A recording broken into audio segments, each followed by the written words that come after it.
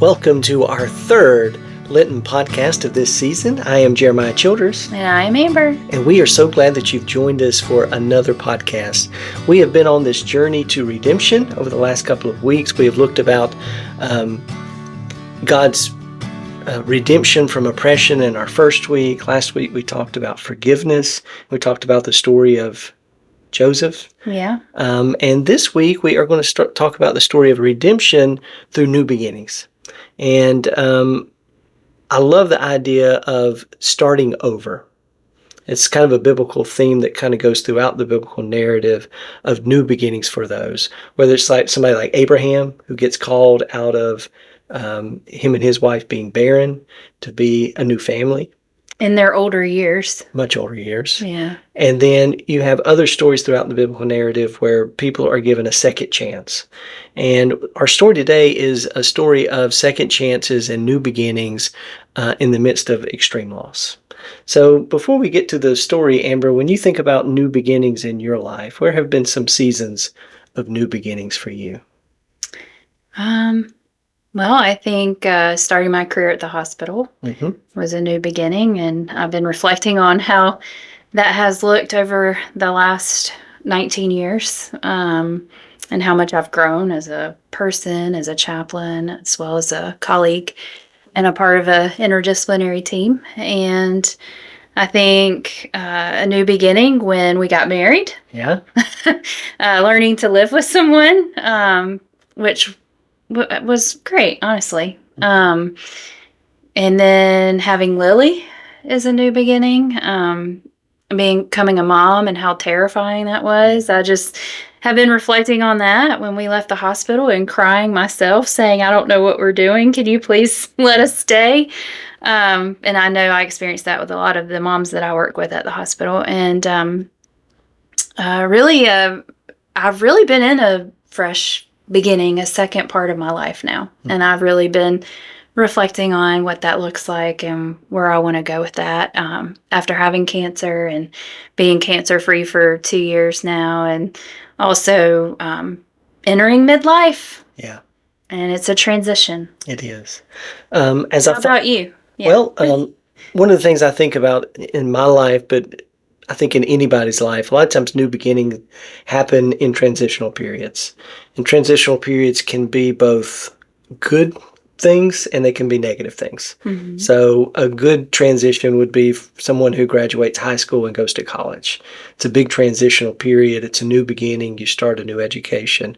Someone who loses a spouse is a negative, transition. But they have to, make a new transition, a new beginning. They call it new normal. New normal. So there's different kinds of these transitions. For me, I think, as we'll talk about maybe in a little bit after we look at our story, is in college finding my people. And that's kind of what we're talking about today. Yeah. It was finding church. I'd grown up in a church, but it wasn't a church that I felt necessarily at home at.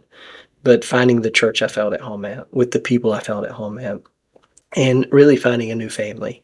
And I found those transitional periods in my life where, whether it's at work, whether it's in marriage, whether it's having a child, new beginnings often correlate with new relationships. Mm-hmm. And those new relationships can be the things that help us feel alive.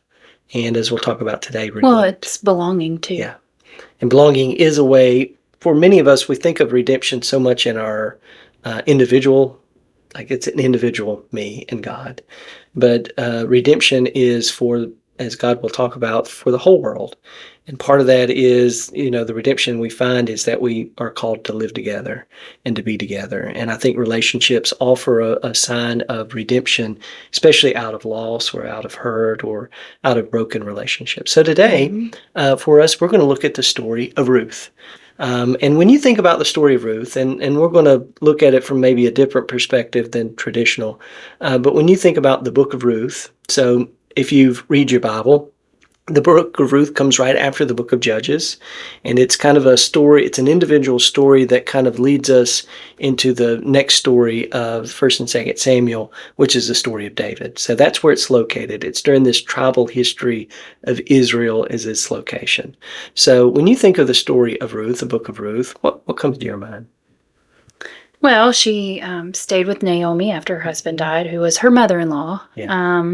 But also, I mean, as a woman growing up in the church, in a Baptist church, we always read the story from a Ruth met her kinsman redeemer, and Boaz, came in and saved her and her family Yeah. from poverty and from places of really big hardship. Yeah. And Ruth was patient and she waited. That was the story I learned as a young Yeah. person. I love how I've learned it as an adult, which adds even more layers and complexity to it. Yeah. But that's what I remember. And I think most people, especially in popular Bible studies, and it's not a bad thing, focus on kind of the love story Yes. and it almost becomes a hallmark story for the Old Testament, and which is okay. I mean, we can talk more about it at maybe a different place. I've taught the Book of Ruth before, and I love to look at those complexities and some of the motivations within the story. But the story begins with. Well, let's read the beginning of the story. So Okay. I've got the opening verses here of the book of Ruth, and Amber's going to read those for us today. Okay. And as we listen, let us think about Naomi. So Naomi becomes the first character that we really gravitate towards in the story, and think about what all she has lost. Yeah.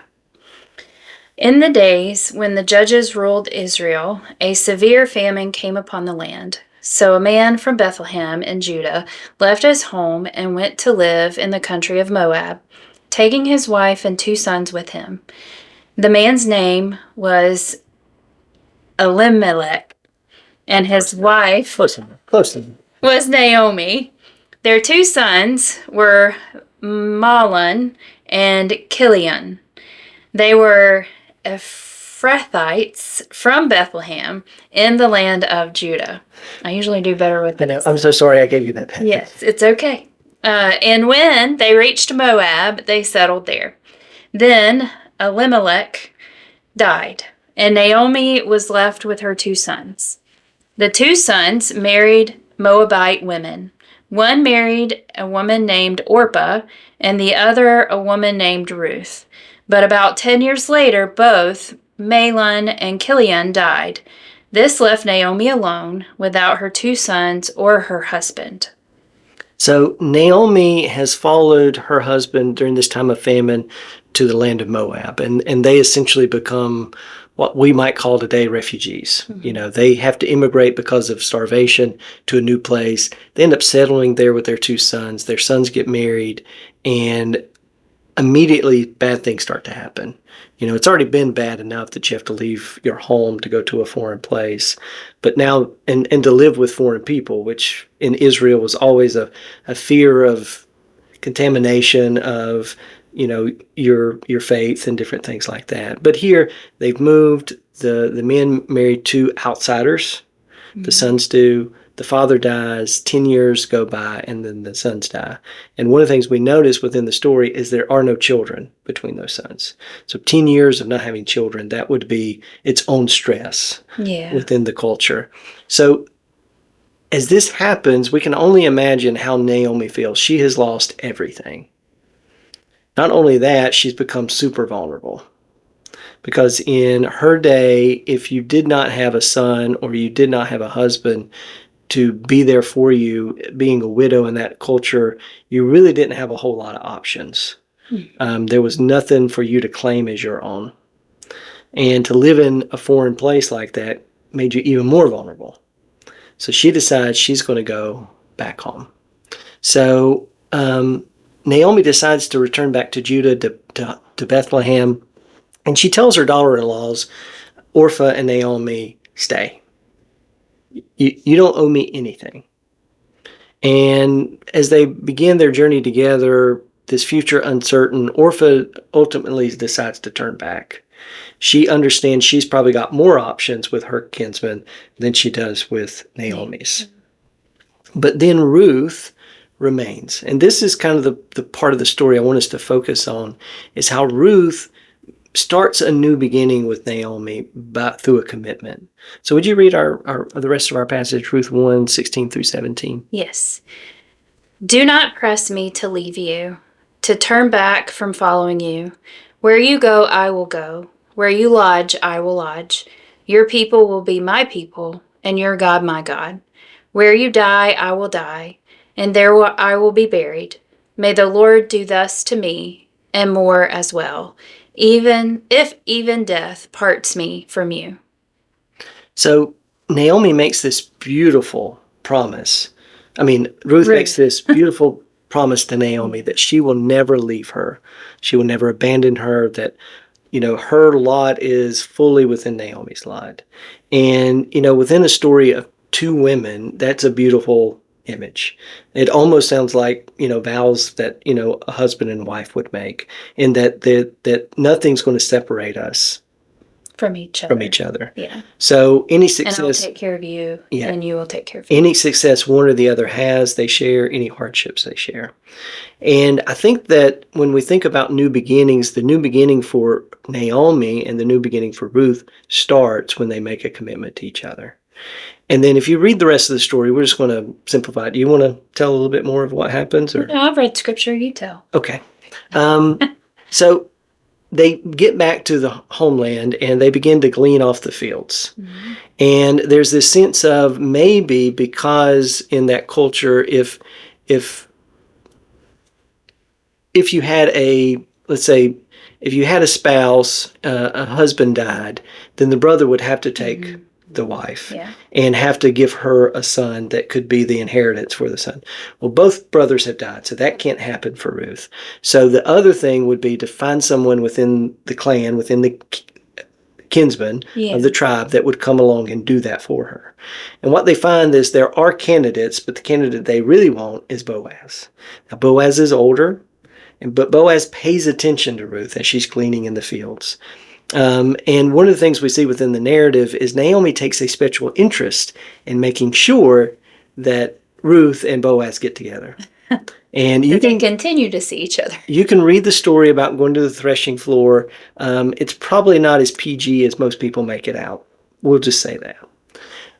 But within the story, it is these two women are going to make a future for themselves. Mm-hmm. And within the book of Ruth, we don't see the active language of God being the active participant within the story, yet God is somehow in the background of the story, making a future for these women. And eventually Boaz and Ruth marry, and they have a son, and that son becomes the grandfather of King David. And not only does their relationship begin a new future, a new beginning through Ruth and Boaz with a child, but it becomes the future for all of Israel through David. And the reason I use this story is I think it's an awareness is that, a lot of us come out of seasons of hardship. And we oftentimes, instead of coming into community, we rather go to isolate each other. Mm-hmm. And Naomi is ready to isolate, but Ruth won't let it happen. Ruth says, where you go, I go. Your fortunes are my fortunes. Your hardships are my hardships. And I love that imagery because that should be the imagery of the church. This is the model for what true community should look like, is this promise that she has: do not press me to leave you, to turn back from following you. Where you go, I will go. Where you lodge, I will lodge. Your people shall be my people. Your God, my God. So I want you to think about, Amber, just for a moment, when did you find yourself truly within a community that you felt at home with? It doesn't have to be church. It wasn't. Yeah. That's fine. No, I think what I think about is, I've always been in church, but when I was working at the hospital, I was in a couple of years, and I had met a community outside of church. And this community were people who were marginalized. They were cast out of church for various reasons, they felt. And they really had a distrust and pain from churches that have told them that they were not welcome, essentially, due to various reasons. And through a friend who was a seminary friend, graduated from the same seminary I did, she invited me to come to some little group get-togethers in this community that was very skeptical towards religion and ministers. Asked if I would start doing a Bible study with them. And I did not at first want to do that because it was more on my plate. But I also just continuing to be in this community, felt a part of this community. And I started to see, to find myself, parts of me that maybe I didn't like or were shamed. And so anyway, this community became a home for me, and I became a home for them, to the point where we did start doing Bible studies and spiritual conversations and theological conversations, that they called me church lady, which was actually it was very affectionate, from several of these folks. And one is still currently my best friend, and I love her deeply. So that's where I found community outside the church, I feel like, where I first felt like I really belonged, and that people saw me and I could see them. And to be fully seen is not something that you normally do as a human. Yeah. You get scared of. And to let them show me authentically themselves, I was able to authentically be with them and be present with them, and to love them and feel loved by them. And I did a lot of their parents' funerals. I did a lot of support as a minister, and kind of we became a little small group, or I don't want to say church, but anyway, then COVID caused that to end because we could not gather in communities anymore. And I actually liked that part of it. I became very isolated, and I was very busy working at the hospital. But I realized in 2021 and 2022, through spiritual direction with my director, that I really needed community. And I didn't know where to find it, to be honest, because this little group had gone separate ways. They have moved places. They didn't exist anymore. We were friends, but from a distance. And so I started coming back here with a new intention and a new mindset, after healing some from some church hurt that I'd had in the past. And the women's ministry opened up with Amanda saying, "Hey, let's do this." And I came to you. I prayed about it a lot, and I felt really strongly on me that I needed to find a group of women that would be my people.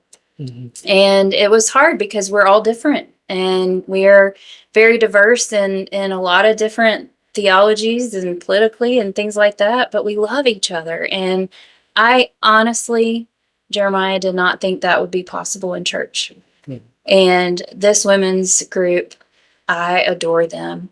I don't always agree with them. They don't always agree with me, but we're just a beautiful place, a beautiful growing community. Mm-hmm. And it makes me very happy that you really encouraged me, honestly, honey, to engage this and come out of my isolation and my biased views and love them. And Pat Krennick, I'll give a shout out to Pat, was the one person that just really I grew very close to and still continue to be close to and appreciate her, because we are very different.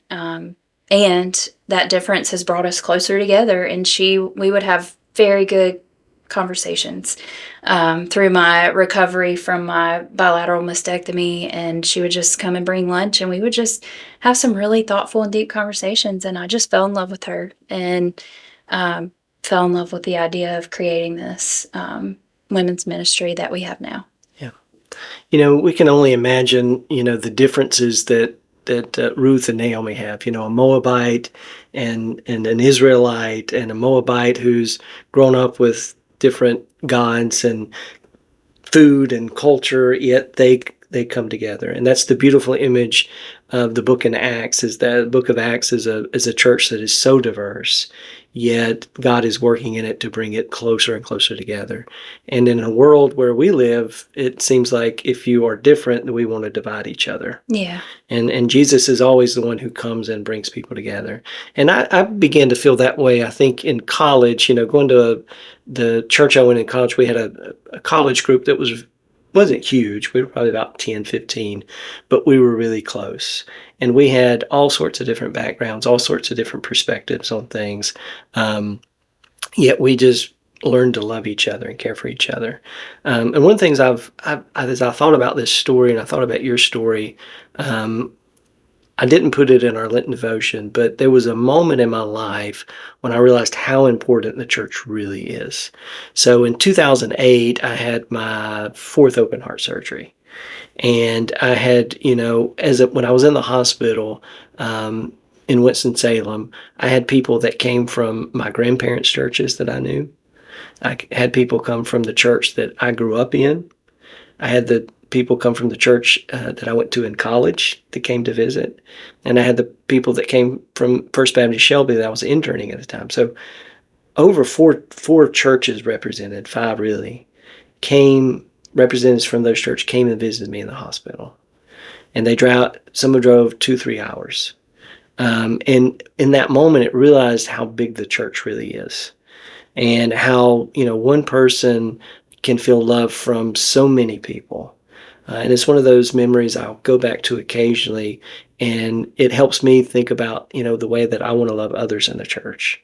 That one, I was going through a difficult situation.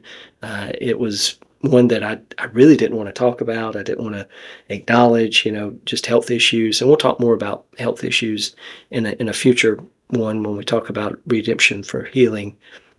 But it's one of those stories that just reminds me of how community is central. Because true community is there in our good times and our bad. Fake community just is usually there when you're doing well. I always think about when you watch famous people and they've got entourages.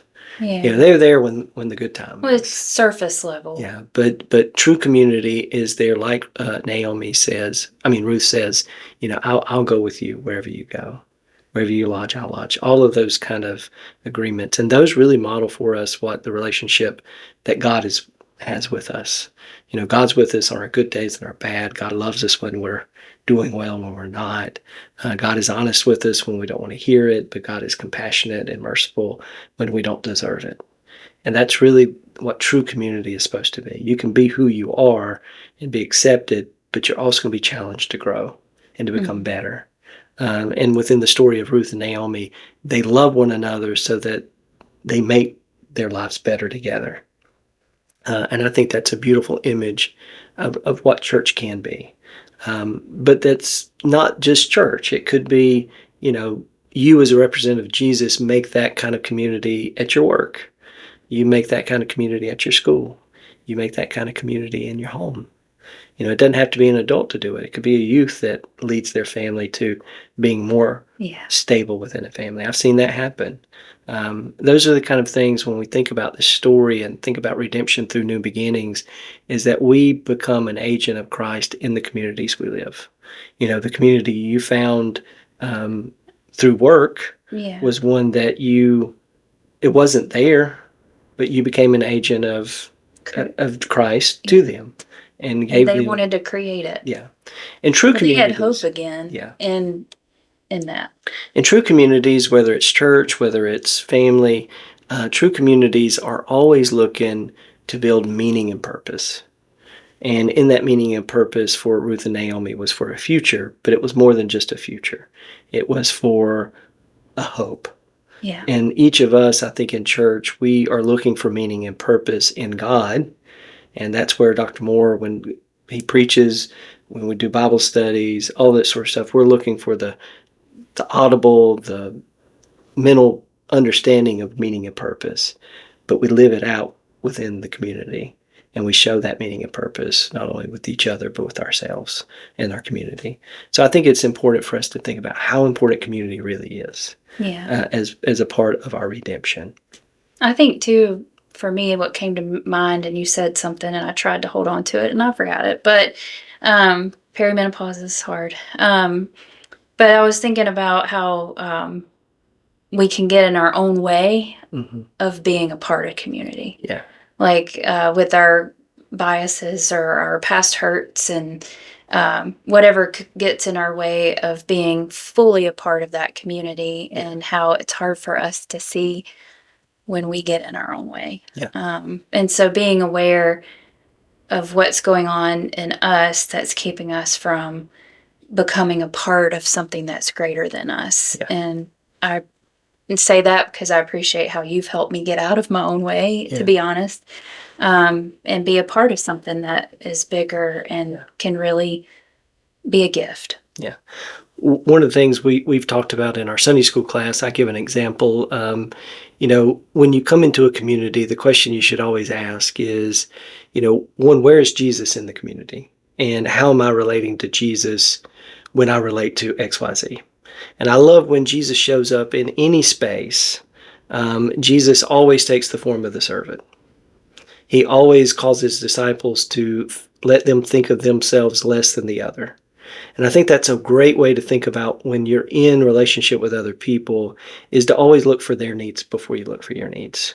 Always look for whatever is better for them than for yourself. And if everyone's doing that, then no one's trying to use an ego. No one's trying to size each other up. No one's trying to, have power over another. Everyone is doing as Jesus says, in John's gospel, when he is at the Last Supper and washes his disciples' feet. If you want to be my disciple, you've got to be a servant. You can't have any part in me if you're not willing for me to do this for you, and then you to do this for each other. And I think that's a beautiful image of what community is supposed to be like. And it helps us get rid of some of those things that maybe keep us from being truly present within a community. Yeah. Well, thank y'all for being here today. I hope that you're able to read our devotional. I've used the illustration of the Golden Girls, so if you didn't read it, go read that. My grandmother was a big Golden Girls fan, and I love the Golden Girls. Every time I hear the theme song, "Thank You for Being a Friend," I think of the Book of Ruth. I don't know why, but I do. That's very new to me. I didn't know that. I know. It's not. I could see it. Yeah, but it's about women in that story who are widowed or have had divorce, who find community with other women and who make new beginnings. And I don't know why, but that. Thank you for being a friend. I can just imagine Naomi singing that to Ruth, and Ruth singing that to Naomi, and I think it's a beautiful image. Maybe it should become our theme song for our women's ministry. Maybe so. Because we really are all friends. So this week, as you reflect on the people in your life who have invited you into a community, could have been, a Sunday school person that's invited you to Sunday school and now you're part of that class. It could be an old friend from high school that invited you to be a part of church, wherever it was. I want you to think about that person this week, and part of our Lenten exercise is to write them a note. You could email, a text, you could use the stamp and put a real card in the mail like our friend Ken Berry does quite a bit. Thank you, Ken. Yeah, we appreciate those. But send somebody a message and say, without you, I don't know where I'd be. Yeah. Just as a thanksgiving to the way that, each of us play a part in God's redemption in people's lives. And it could just be that invitation to come join us for a Bible study, come to a women's ministry event. Or it could just be the person that when you showed up were the ones that welcomed you. Or maybe somebody that brought you a meal when you were sick. Mm-hmm. Any of those kind of things. Take an opportunity to thank those in your life that have helped you be a part of your community. Now, each week you have thanked a group. No, and I've been trying to narrow it down because I want to thank everybody. But let's see. This week,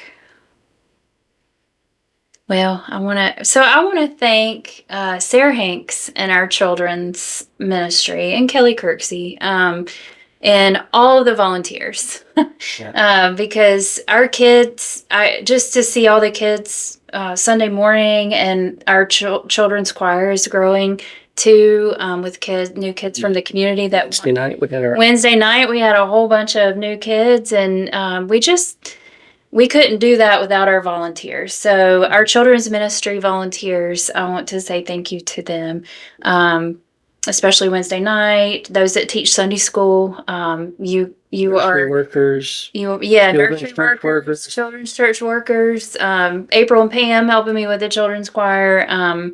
I just and Chris Gladson coming alongside to be our intern and just kind of help minister to those little ones and also our young adults, youth. our youth. I just want to say thank you to all of those who have a heart for these kids and who really want to see them grow in their spiritual lives, and also just pour into them and plant seeds for them to grow over their lives. And what a beautiful image it is that in each of those spaces, they are able to show them what real community looks like. I know. So we are thankful for a church that invests not just,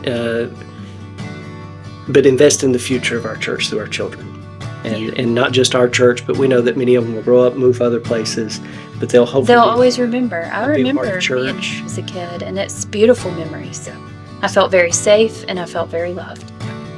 Well, we hope you have a great week. We will see you next week, and take care. Bye-bye. All right, bye.